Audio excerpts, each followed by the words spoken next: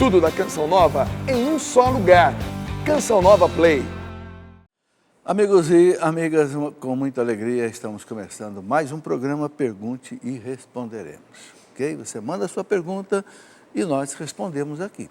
Sempre que é uma pergunta ligada às coisas da nossa fé, vamos responder de acordo com aquilo que a igreja nos ensina, no catecismo, nas encíclicas dos papas, etc. Se há uma pergunta que não é diretamente ligada à religião, a gente dá uma opinião. Aí segue a opinião quem quiser, tá bem? Vamos pedir à Virgem Maria, nossa mãe, que interceda por nós nessa hora. Em nome do Pai, do Filho e do Espírito Santo. Amém.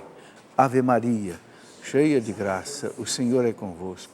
Bendita sois vós entre as mulheres, e bendito é o fruto do vosso ventre, Jesus.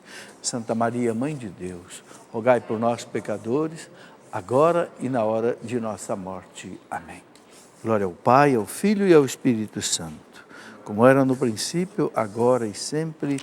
Amém. São José, rogai por nós. Em nome do Pai, do Filho e do Espírito Santo. Amém. Sejam bem-vindos vocês que estão presentes aqui no nosso auditório. Temos aqui amigos de Araripina, no Pernambuco. Olha, eu tive uma funcionária 20 anos, quando eu fui diretor aqui no campus da USP, que foi minha secretária, era de Araripina. Maria Aparecida Jacó, de Araripina. Está lá, ó. Veio aqui para o sul, para São Paulo, já faz muito tempo. Belo Jardim, Pernambuco. Bem-vindos. Ok? Uma alegria receber vocês aqui. E nós vamos conversar hoje sobre as perguntas que já chegaram. Aqui tem um livro que eu quero mostrar, é um devocionário sobre Nossa Senhora Auxiliadora. Quem preparou, né, foi uma consagrada muito antiga da Canção Nova, a Graça Melro, missionária da comunidade Canção Nova. Aqui, todo o devocionário sobre Nossa Senhora Auxiliadora. Muito bonito, muito bem preparado. Ok? Quero mostrar também a segunda revista da Canção Nova deste ano, que é impressa, porque agora todo mês a revista sai pela internet, online, ok? Mas no meio do Sagrado Coração de Jesus, que nós estamos, né, vivendo nele, vocês estão vendo aqui uma imagem belíssima ali do Sagrado Coração de Jesus. Sexta-feira é a festa litúrgica do Sagrado Coração de Jesus. E no sábado, a festa litúrgica do Imaculado Coração de Maria. Duas festas muito importantes. Então a Canção Nova fez essa revista desse mês impressa. Aqui vem o boleto para as pessoas que contribuem, né, pelo boleto bancário, ok? Mas você pode contribuir de muitas outras formas. Pode contribuir, né, pelo aplicativo aí no celular, pode pelo débito automático também, conta corrente. Você sabe que a Canção Nova não tem propaganda, não tem comercial, não tem subsídio nenhum, né? Então é só a contribuição das pessoas que, né, assistem à rádio, à TV e acompanham a internet. Muito bem, vamos aqui então às nossas perguntas de hoje. Bom, vocês estão vendo aqui esse livro, né? São José de Anchieta. Amanhã, no nosso programa Escola da Fé, que é às 9 horas da noite, 21 horas, eu vou fazer um programa amanhã sobre São José de Anchieta. Por quê? Porque muita gente não sabe que São José de Anchieta, que foi canonizado pelo Papa Francisco em 2014, em seguida os bispos do Brasil, reunidos em Apareci, né, na CNBB, né, declararam São José de Anchieta co-padroeiro do Brasil. Ou seja, nós temos Nossa Senhora Aparecida, padroeira do Brasil, agora temos um santo que é co-padroeiro do Brasil. E ele é chamado de o apóstolo do Brasil e é o patrono dos catequistas. Por quê? Porque foi o primeiro catequista que o Brasil teve, 1550 mais ou menos, chegou aqui, aprendeu a língua tupi-guarani para poder evangelizar os índios, fez uma primeira gramática na língua tupi-guarani, escreveu o primeiro catecismo na língua tupi-guarani, viveu aqui 44 anos e era amado pelos índios, muitos milagres. Sabe, então, como muita gente não conhece José de Anchieta, eu escrevi esse livro, contando muita coisa bonita da vida dele, e quero fazer um programa amanhã sobre isso. Você está convidado a nos acompanhar, 21 horas aí, a nossa Escola da Fé. Muito bem, pergunta de uma pessoa que pediu para não ser identificada, a gente respeita. Ela diz assim: outro dia participei de um seminário de catequese. Numa das falas de um bispo, ele contou que não existia céu antes de Jesus e que as almas das pessoas mortas iriam para o limbo. Gostaria de entender melhor, o senhor pode me ajudar? Bem, não é que não existia céu, o céu sempre existiu. O que é o céu? O céu é Deus. Né? Uma grande santa da igreja, Santa Teresinha dos Andes, né, que é do Chile, dizia: o céu é Deus. Onde Deus está é o céu. O céu é comunhão com Deus. Então não é que não existia o céu existia. Só que, como o céu estava fechado, por causa do pecado da humanidade, nenhuma alma de alguém que morria ia para o céu. Então ia para onde? Para a mansão dos mortos, né? O chamado Sheol ou Hades, né? Que vulgarmente chamavam de limbo, né? Ou seja, aquela mansão dos mortos. Quando Jesus morreu, desceu o verbo, né, que Jesus é o verbo de Deus, com a alma humana de Jesus, desceram ali ao Hades, a mansão dos mortos, e levaram os justos para Deus. Então aí foi a primeira vez em que as pessoas puderam ir, vamos dizer, para o céu, após a morte e ressurreição de Jesus, ok? O céu sempre existiu. Então é isso que a igreja nos ensina. Outra pessoa que pede também para não ser identificada, ela pergunta o seguinte: qual o significado da cruz de Caravaca? O católico pode ter em casa essa cruz? Pode. A cruz de Caravaca é aquela cruz que tem duas hastes horizontais, uma menor, outra maior. Esta cruz, ela é oriunda da Espanha, só que tem uma coisa, né? O esoterismo usa essa cruz aí meio também para alguns trabalhos esotéricos.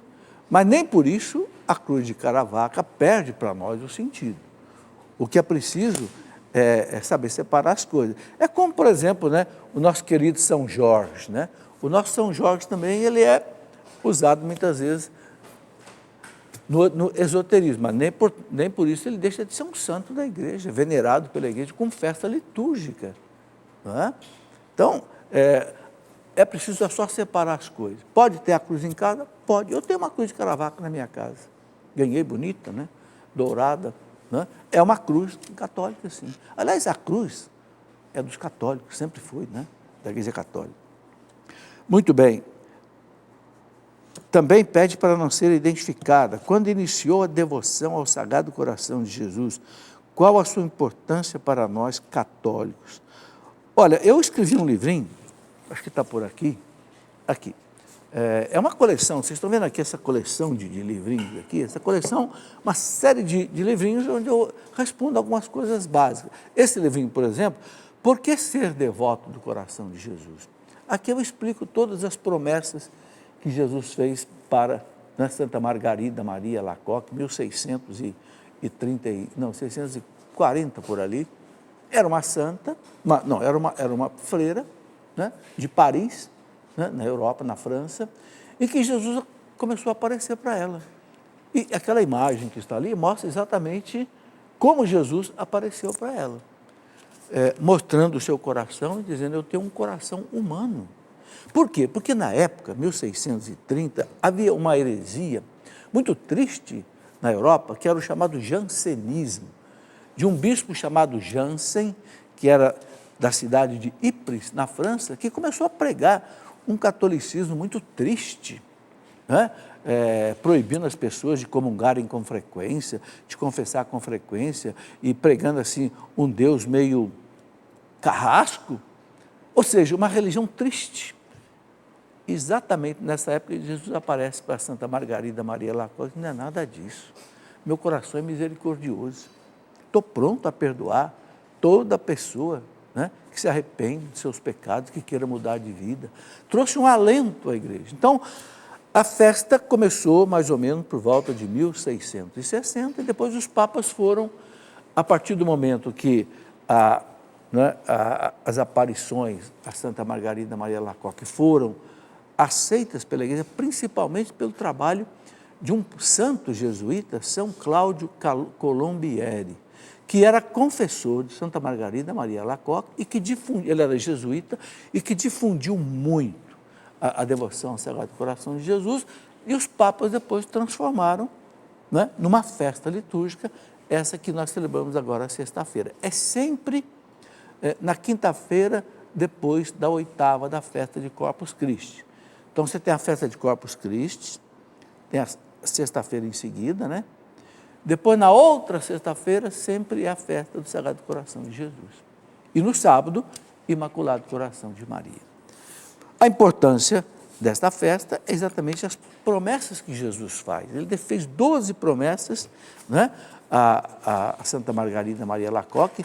Quem vivesse essa devoção, né, quem entronizasse a imagem dele nos lares, né, e nesse livrinho aqui eu explico detalhadamente cada uma dessas promessas. Aqui eu não vou colocar todas agora, só por causa do tempo, tá? Mas, por exemplo, rapidamente eu vou dizer algumas. Eu lhes darei todas as graças necessárias ao seu estado de vida. Estado de vida solteiro, casado, padre, né? Eu farei reinar a paz nas suas famílias. Eu os consolarei em todas as suas aflições. Serei seu refúgio seguro durante a vida, sobretudo na hora da morte. São 12 promessas muito bonitas, ok? E tem outras também que depois, nas revelações subsequentes que ela teve, ele foi colocando para ela. Santa Margarida Maria Alacoque. E tem uma oração belíssima que ela faz de consagração ao Sagrado Coração de Jesus, né? Oração muito bonita. Tem a ladainha do Sagrado Coração de Jesus, muita coisa bonita. Muito bem, Rita Fonseca, via Facebook, pergunta o seguinte: como posso orientar um casal casado numa igreja protestante, mas que batizaram seu filho na igreja católica? É válido para a igreja católica esse casamento? Bom, veja bem, na igreja protestante não tem o sacramento do matrimônio, não tem. Mas eles celebram a união dos casais. Como o sacramento do matrimônio é o único sacramento que não é o ministro da igreja que ministra, mas ele é apenas vamos dizer assim, uma testemunha da igreja, porque são os noivos que se casam. Então a igreja considera que o casamento de dois protestantes numa igreja protestante é válido.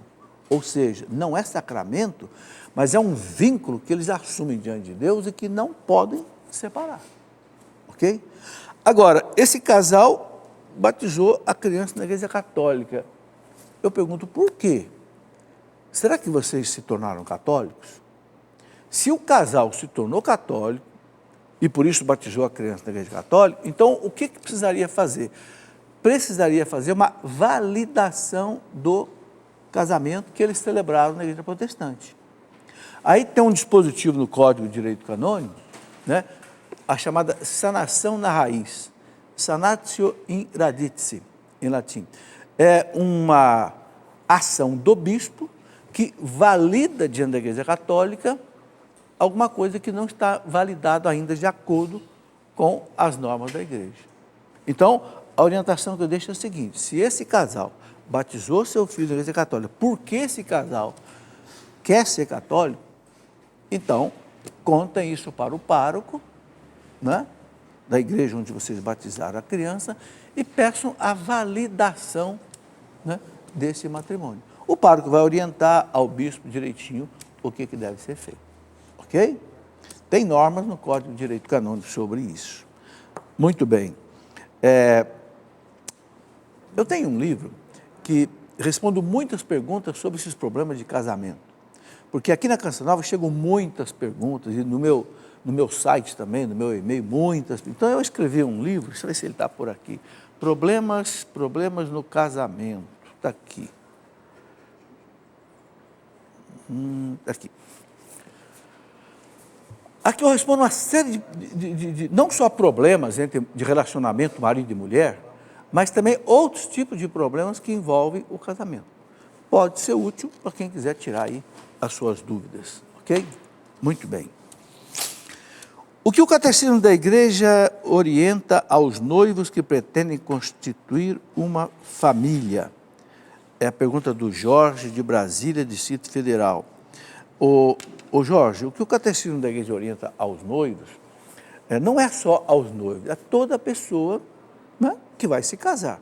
O Catecismo ele fala muito do casamento, principalmente quando ele aborda aqui os mandamentos da igreja.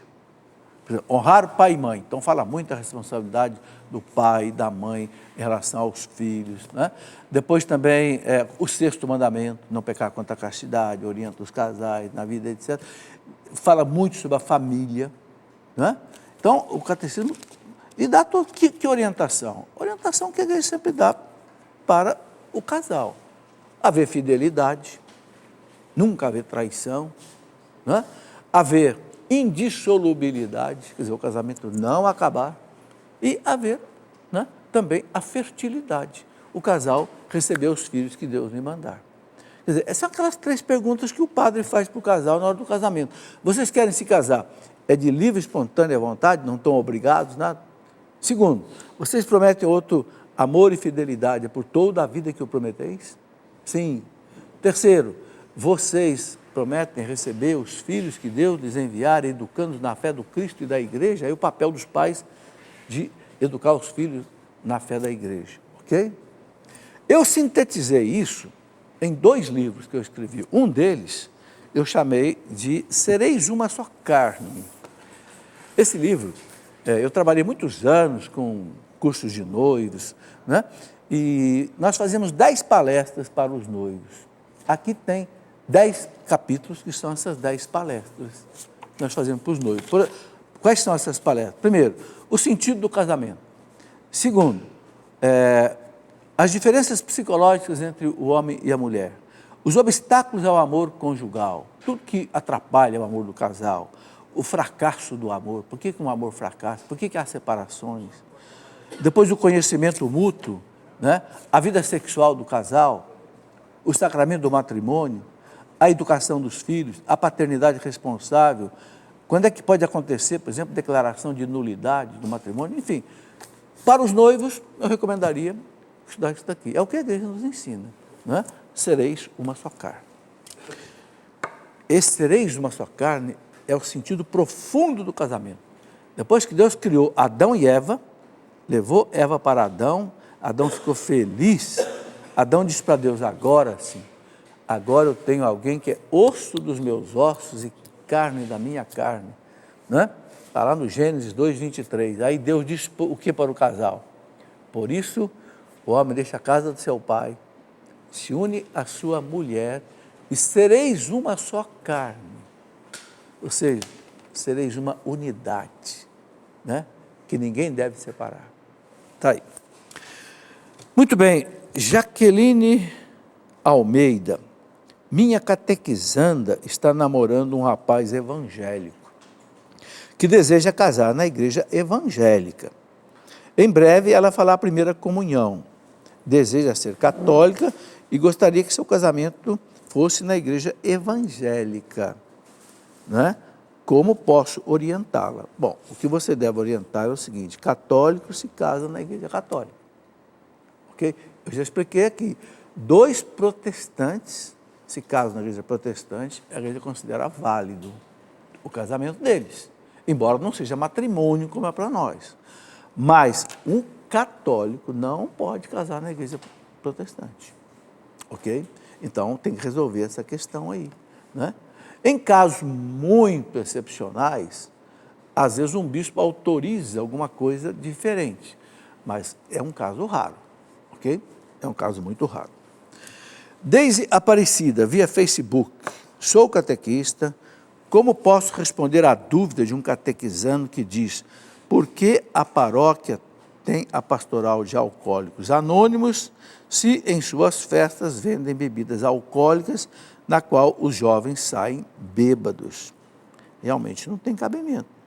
Na última reunião que teve da CNBB, aqui em Aparecida, no mês de abril, um grupo de bispos, eu não sei se foi do Paraná, que publicaram uma decisão deles de proibir, né, nas suas dioceses, que houvesse festas da igreja com bebida alcoólica.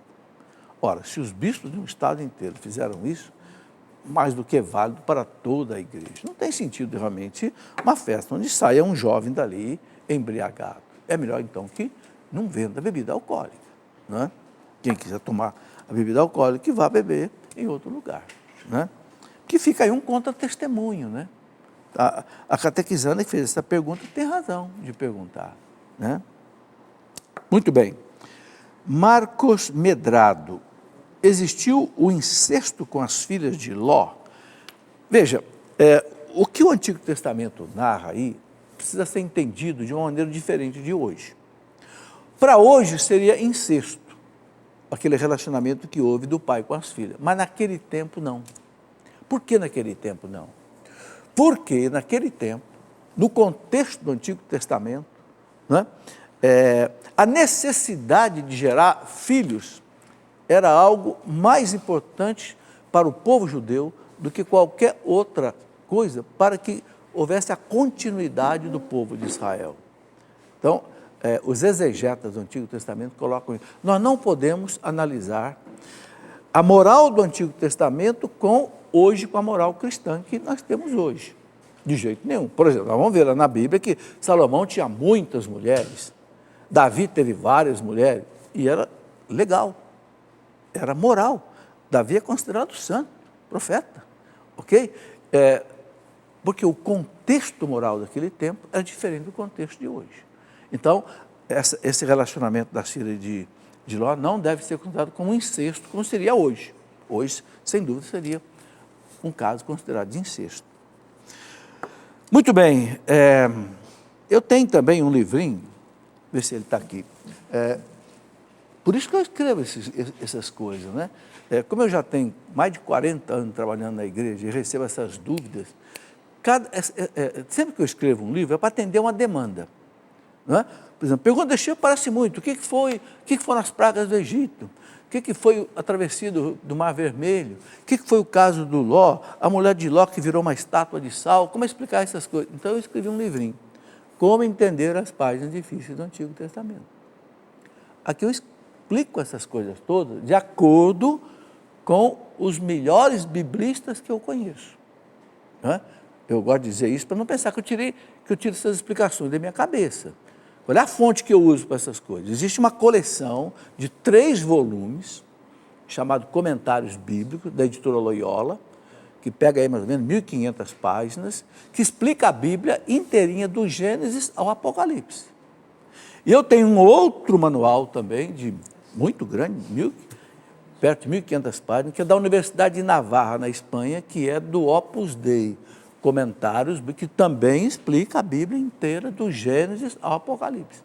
Então eu vou lá, tiro essas explicações desses exegetas, né, endossados pela igreja, e coloco nesses folhetos para que as pessoas que não têm acesso a essa documentação possam ter uma resposta, uma explicação dessas coisas.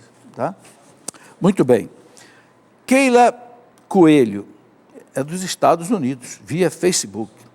Como ajudar uma filha de 10 anos que deseja seguir uma vocação religiosa, porém eu acho, como mãe, acho que é muito cedo.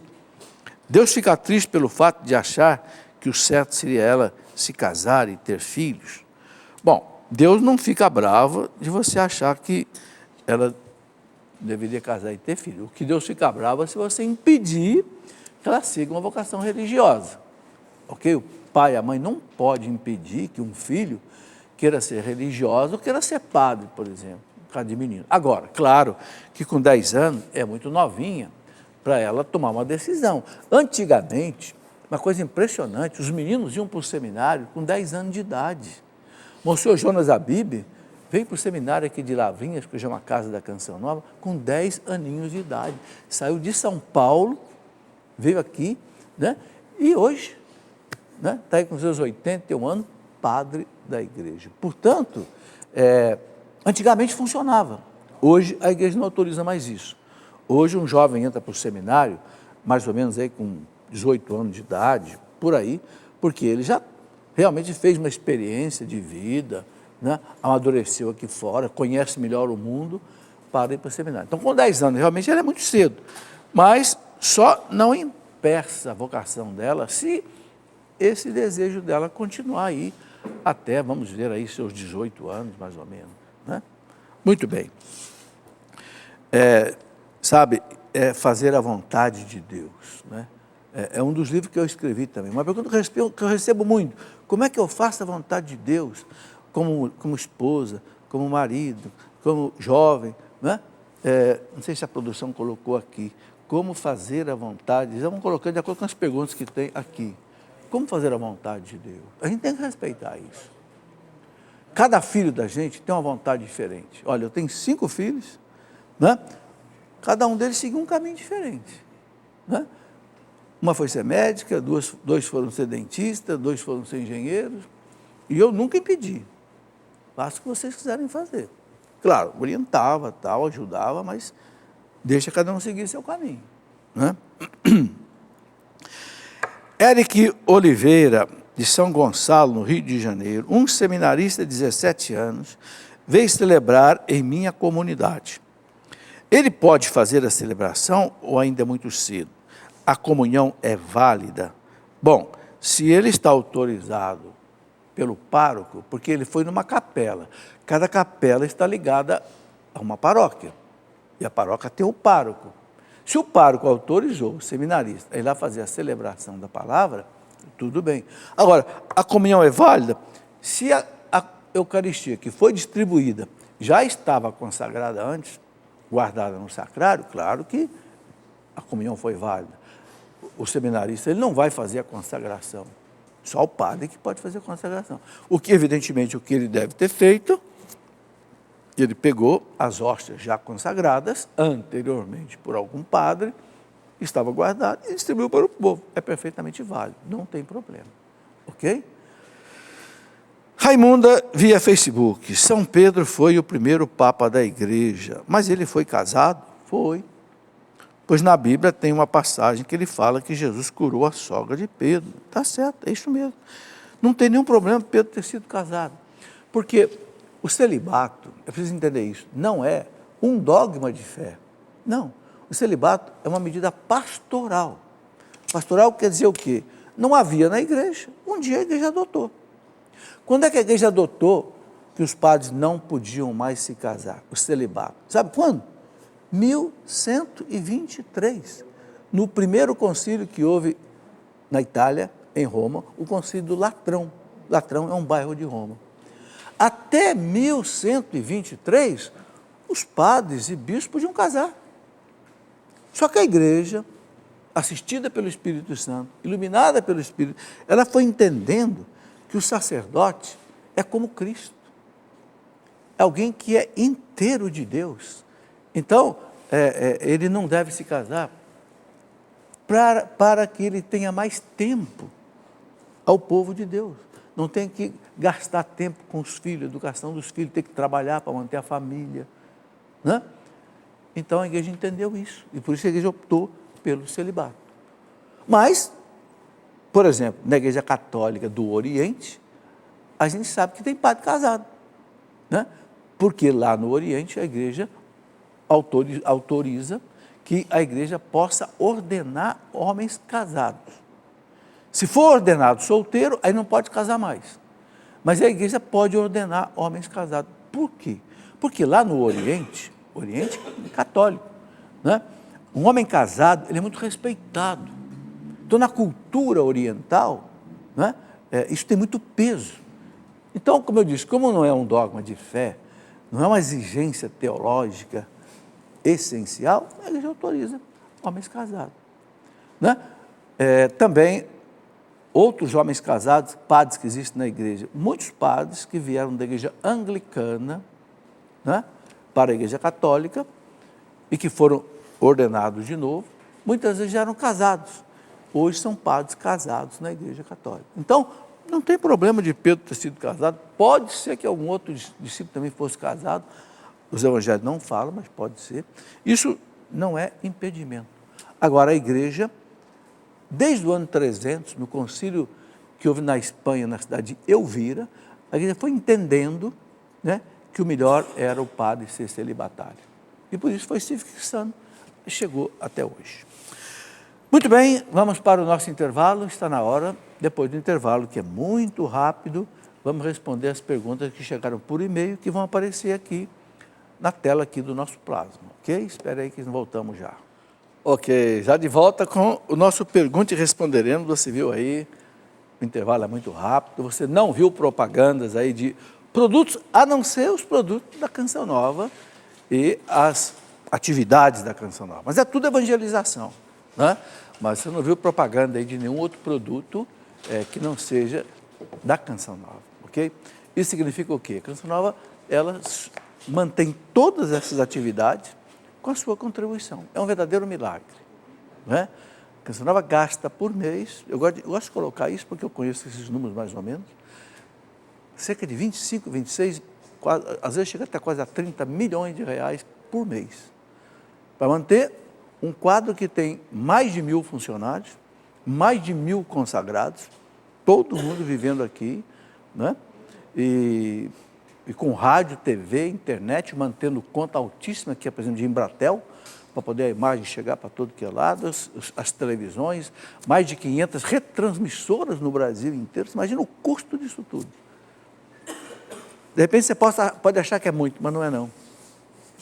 Você pode ter certeza que você for checar qualquer outra televisão secular, pode ter certeza que gastam mais de 100, 200 milhões de reais por mês.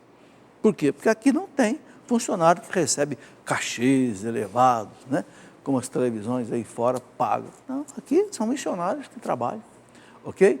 Então, é o mínimo necessário para que a evangelização vá para o ar. E olha, e chegue em muito lugar onde às vezes não chega um padre, às vezes não chega nem um missionário, a Canção Nova chega lá. Graças a Deus. Muito bem, eu quero mostrar aqui rapidamente dois livrinhos. Também eu estou escrevendo a vida de vários santos. Um santo fantástico é esse aqui, Santo Antônio. Morreu cedo, 43 anos de idade mais ou menos, pregava para o Papa do seu tempo e fazia milagres extraordinários, né? Na época de Santo Antônio, me lembro de um milagre agora, havia um herege chamado Berengário de Tours, que era professor da Universidade de Sorbonne, na França, que negava, era padre, mas começou a negar a presença real de Cristo na Eucaristia. E Santo Antônio teve um debate público com ele, e ele desafiou Santo Antônio: vamos fazer o seguinte, a gente faz aqui uma prova, nós vamos deixar um burrinho 3 dias sem comer, e depois nós vamos colocar aqui na praça pública, diante do povo, um feixe de capim, e vamos colocar a hóstia aqui no ostensório, e vamos soltar o burrinho depois de 3 dias de jejum. Se o burrinho, antes de ir no feixe de capim, ele for diante do Santíssimo, nós vamos acreditar que o Cristo está presente ali. E Santo Antônio topou o desafio, só que Santo Antônio fez 3 dias de jejum também, junto com o burro. Quando soltaram o burro se ajoelhou diante do ostensório, e depois o burro foi comer o capim. Esses homens de Deus, né, fazem coisas impressionantes. E outro livro importante é esse aqui, A Universidade Católica, foi escrito por um professor de filosofia aqui da Faculdade da Canção Nova, onde ele fez uma síntese, como deve ser uma universidade católica, de acordo com aquilo que os papas pedem.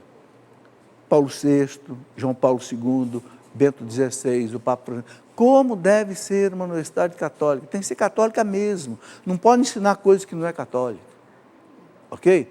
Existem as PUC, Pontifícia Universidade Católica, esse pontifício é ligado ao pontífice, ligado ao Papa, então tem que ser católica de verdade, ok? Esse livrinho explica então como é que deve ser. Muito bem, vamos aqui às perguntas. Primeiro, Dom Henrique Soares, que é bispo lá de Pernambuco, vai responder para nós 2 perguntas, como ele tem feito sempre. A primeira pergunta é a seguinte, a igreja diz que Jesus voltará no fim da história humana. O fim da história humana será a sua extinção. Jesus vai ressuscitar a humanidade e haverá o juízo final? Pergunta do Cleiton. Vamos ver a resposta do Dom Henrique. Cleiton, quando você fala fim do mundo, fim aqui não é no sentido de terminar. O mundo não vai terminar porque Deus não destrói nada do que Ele criou. O livro da sabedoria diz tão bonito, tu não destróis nada do que criaste, ó Senhor, amigo da vida. Quando se fala fim do mundo, quer dizer atingir a finalidade. O fim no sentido de finalidade. Como será? Cristo, cheio do Espírito Santo, fará explodir em todo o universo a potência do seu Espírito. O Espírito que ele tem em plenitude. E a criação toda será espirituada. Por isso, a carta de São Pedro fala no fogo. O fogo aí é o Espírito, é símbolo do Espírito. O que foi pecado, o que foi maldade será queimado. O que foi bondade, o que foi segundo o Evangelho, será purificado e transfigurado. Nós não podemos descrever, Cleito, o fim do mundo. Nós não podemos. Só podemos usar imagens. Então, a criação toda será glorificada no Espírito Santo de Cristo. O tempo terminará e entrará na glória. A história entrará na glória. O tempo entrará na eternidade. E Cristo será, então, veja, cabeça de toda essa criação nova, de todo o universo novo. Nossos corpos ressuscitarão. E então, veja, a criação cheia do Espírito, tendo Cristo como cabeça, desaguará na glória do Pai. E Deus, o Pai, será tudo em todos. É muito bonito. O Espírito impregnará a criação. A criação, cheia do Espírito, estará toda em Cristo. E pelo Cristo terá acesso ao Pai.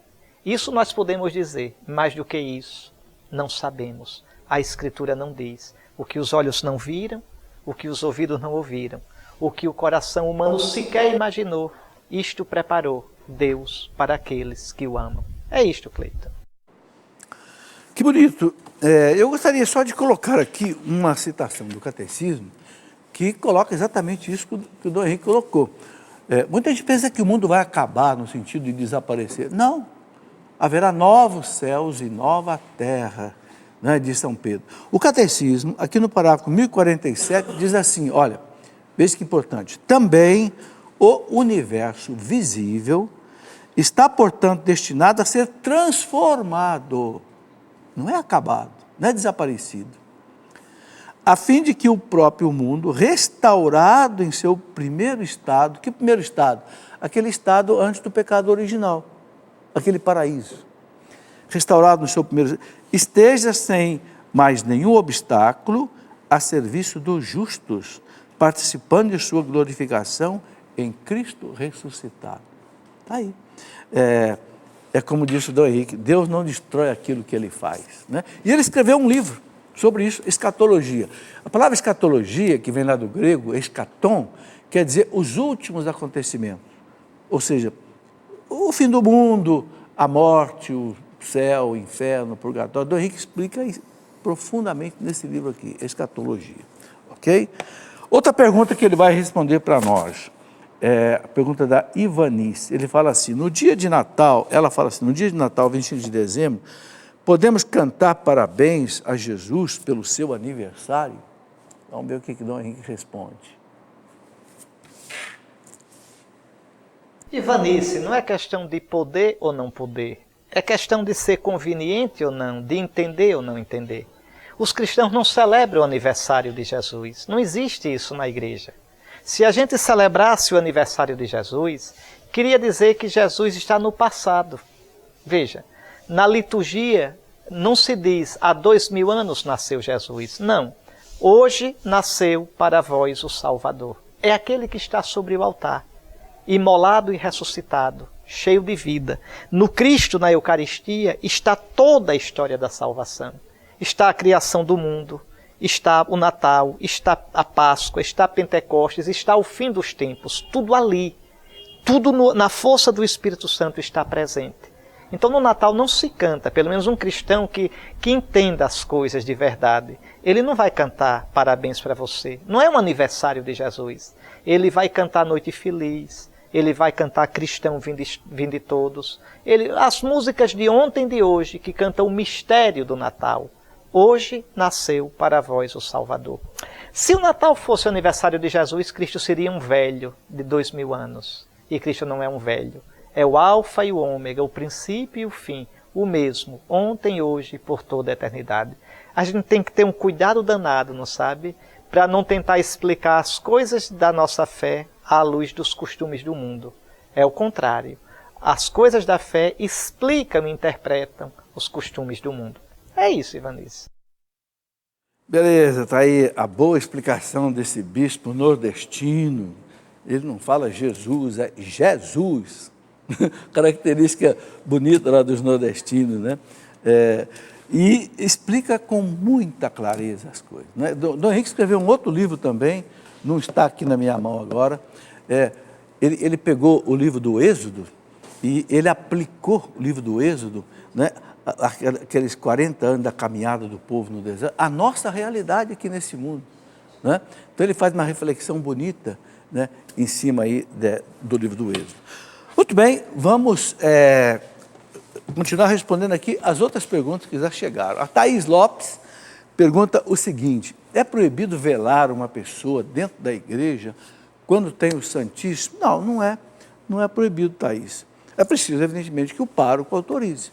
O Santíssimo está lá, né, no sacrário, mas não há um impedimento de velar uma pessoa, não.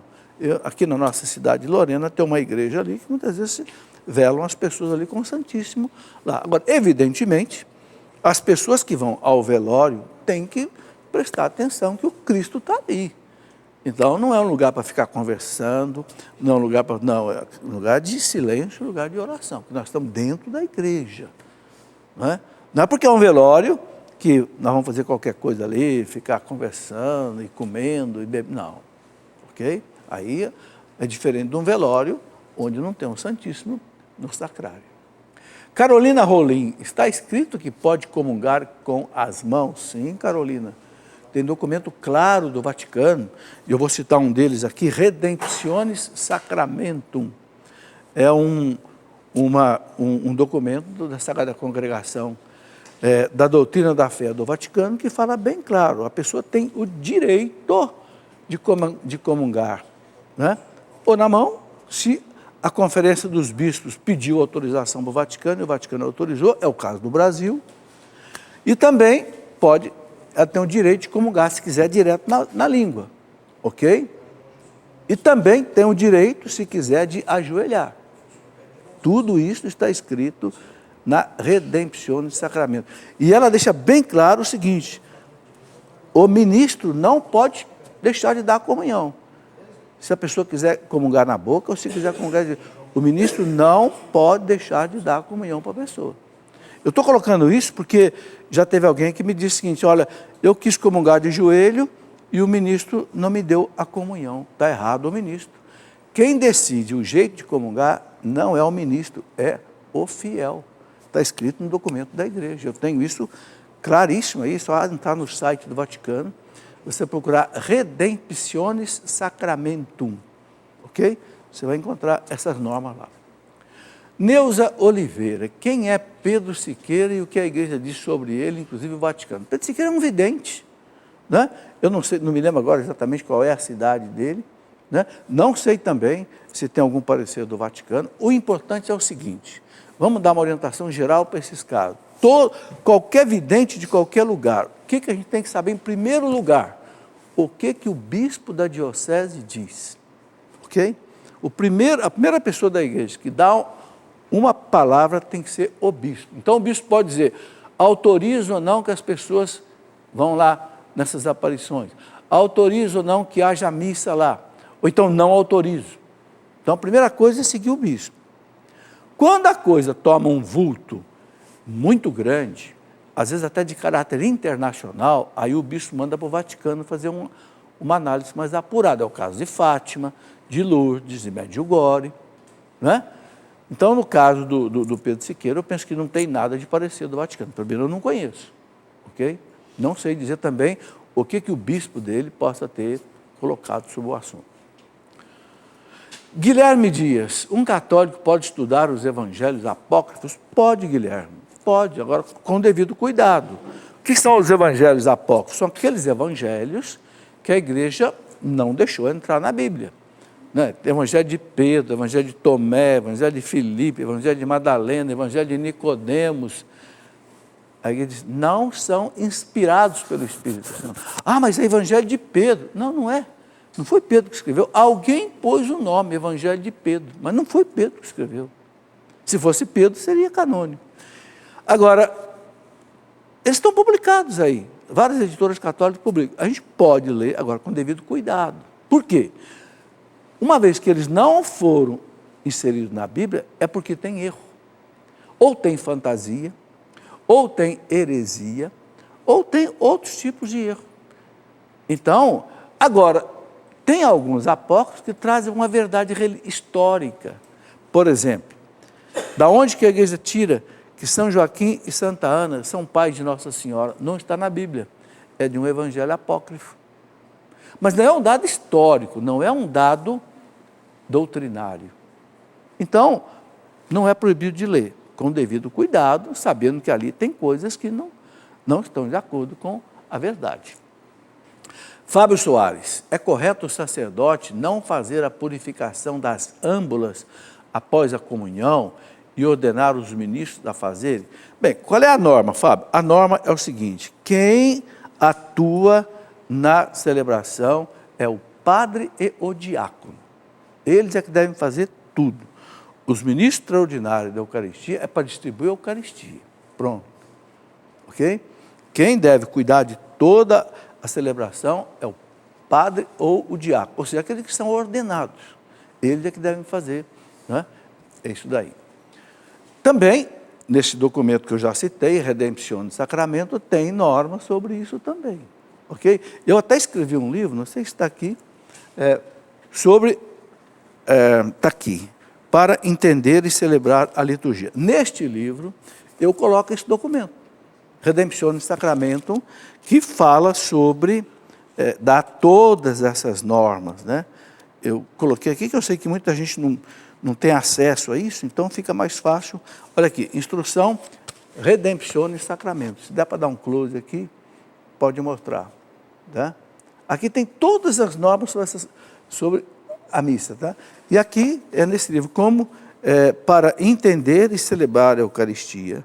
Explico tudo, as vestes litúrgicas, os objetos, enfim, tudo que é preciso entender sobre a Eucaristia. Não quer ser identificada. Gostaria de saber sobre o livro do Apocalipse, qual o significado dos 4 cavalos do capítulo 6. O primeiro cavaleiro é Jesus ou o anticristo?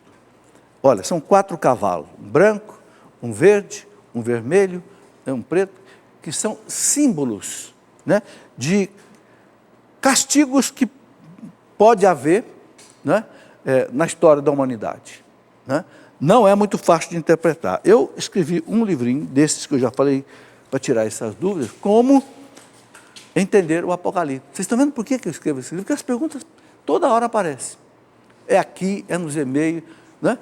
Então, como entender o Apocalipse? Essas imagens todas, cheias de imagens, né? Não é fácil de entender. A gente tem que ir na explicação dos exegetas. Quem são os exegetas? São aqueles homens da igreja que estudaram profundamente a Bíblia. Foram estudar as línguas antigas, o grego, o hebraico. Foram estudar a história antiga. Foram estudar a paleontologia, a arqueologia, para poder entender o que o texto bíblico quis dizer, que não é fácil. Imagina, o Apocalipse foi escrito no ano 100 depois de Cristo, já tem 1900 anos, num contexto diferente do nosso, ok? Então, esses 4 cavalos do Apocalipse, a fome, a guerra, a peste e também a bênção, aparece num deles. São sinais, né, de coisas que podem acontecer na história da humanidade, ok? Nós temos aí guerra, temos peste, temos uma série de coisas, né? Fruto do quê? Fruto do pecado da humanidade. Não quer ser identificado, porque na Bíblia diz que quando houver paz e segurança, será o fim. Não pode interpretar isso ao pé da letra. Todo mundo quer paz e quer segurança. O que a carta de São Paulo fala sobre isso é o seguinte: quando a pessoa, né, eu não quero saber de Deus, eu não preciso de nada disso, eu tenho dinheiro, eu tenho paz, tenho segurança, cuidado. Cuidado que a morte pode vir no dia seguinte sem você esperar. É esse sentido. Mas não quer dizer que a gente, quando tiver paz, quando tiver segurança, vai ser o fim do mundo. Não, não pode interpretar essas coisas ao pé da letra. Ok? Por isso que é preciso ouvir sempre a interpretação da igreja. Né? Gostaria de saber o que a igreja pensa sobre a cremação. Vinícius, que é sócio lá de Passo Fundo, Rio Grande do Sul. Ô Vinícius, a igreja autoriza a cremação. Né? Se você pegar aí o catecismo, até anotei aqui o parágrafo 2301, 2301, a igreja permite a cremação. Agora, a igreja prefere o sepultamento, ok? Prefere o sepultamento. Inclusive, saiu uma norma do Vaticano, não faz muito tempo, deve ter acho que um ano atrás, mais ou menos, do Papa Francisco, dizendo o seguinte: quando alguém faz a cremação do corpo de um parente, ele recebe do crematório as cinzas da pessoa que foi cremada. Essas cinzas não podem ser jogadas na terra, não podem ser jogadas na água, tem que ser sepultadas. Por quê? Ali estão os restos mortais da pessoa, ok? Então, deve ser sepultado, ok? Então, não pode jogar na planta, no ar, no vento, na água, não pode. Tem norma do Vaticano sobre isso. É o respeito com os restos mortais da pessoa. E outra coisa, a cremação é permitida se a pessoa não está fazendo a cremação para duvidar da ressurreição. Ah, não existe vida eterna, então vamos cremar, acabar tudo. Não, aí não pode. Então, se a pessoa acredita na ressurreição, a igreja permite a cremação, mas desde que não seja a cremação para querer dizer assim, ó, não existe ressurreição, não existe vida eterna, então tudo acabou. Não, aí não pode. Tá? Não quer ser identificada. Como foi o processo de conversão de Santa Ângela de Foligno? Olha, você me pegou de improviso agora, eu não me lembro exatamente. Vou pedir para a produção colocar essa pergunta semana que vem de novo, porque eu quero ir lá na vida. É uma vida muito bonita, eu me lembro que a vida de Santa Foligno é muito bonita, mas eu não lembro detalhes agora que seria importante colocar. As perguntas chegam aqui, às vezes na hora, então não dá tempo de, às vezes, fazer uma pesquisa. Mas vamos passar para a semana que vem, eu trago uma resposta, certo? Neliane, gostaria de saber se a terapia reiki florais é pecado ou se é aceitável pela Igreja Católica. Neliane, eu escrevi um livro, né, Falsas Doutrinas, Falsos Profetas, onde eu fiz uma síntese de vários documentos de Dom Estevão Bittencourt. Dom Estevão Bittencourt foi um monge beneditino que publicava a revista Pergunte e Responderemos e publicava tudo sobre essas coisas. Tá? Então, eu publiquei aqui, apenas fiz uma organização, né, nada meu. Publiquei nesse livro, que eu chamei de Falsas Doutrinas, né, coisas que não se coadunam com a fé católica. Dom Estevão dizia que o reiki não se coaduna com a fé católica. Está aqui num documento dele, não foi escrito por mim. Ok? Com relação aos florais, o que ele diz? Ele diz que os florais, que são assim, tipo chá feito de flores, né? Ele diz que se não houver uma conotação espiritual, esotérica, ocultista, é um chá como outro chá qualquer. Ok? Agora, é importante saber se isso tem realmente um efeito terapêutico bom. Aí é aconselhável consultar um médico. A igreja não dá um parecer científico sobre essas coisas, ok? Ela fala só no aspecto religioso. Muito bem, chegamos ao final, certo? É uma alegria ter recebido vocês aqui, amigos aí de Pernambuco, né? E estaremos de volta, se Deus quiser, na próxima quarta-feira. Um grande abraço a todos. Tudo da Canção Nova em um só lugar. Canção Nova Play.